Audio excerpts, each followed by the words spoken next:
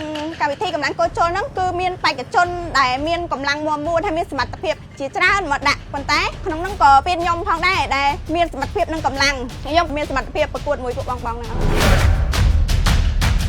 ឈ្មោះបនសិកាបច្ចុប្បន្នខ្ញុំនៅកំពង់ចាមតែស្រុកកំណើតរបស់ខ្ញុំនៅខេត្តកំពង់ធំស្រុកបារាយជាខ្ញុំរៀនខាងពេទ្យដែរប៉ុន្តែខ្ញុំមកឆ្លាញ់ខាងកីឡាវិញដោយសារតែពេទ្យហ្នឹងក៏វាតាក់ទងទៅនឹងកីឡាដែរខ្ញុំគិតថាកម្មវិធីកម្លាំងកោជលគឺវាល្អមែនតើវាមិនត្រឹមតែជួយលើកកម្ពស់សុខភាពបងប្អូនទេហើយវាថែមទាំងផ្ដល់នូវចីលភាពឲ្យបងប្អូនទៀតដែលជាការជួយជំរុញឲ្យគាត់កាន់តែចូលចិត្តកីឡា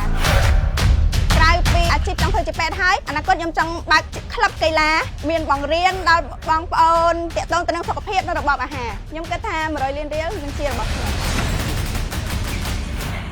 ណានឹងខ្លាចជាម្ចាស់ជើងឯកកម្លាំងកោជល Red Bull Power ជាមួយនឹងទឹកប្រាក់100លានរៀលកម្លាំងកោជល Red Bull Power មានតែមួយគត់នៅ CTN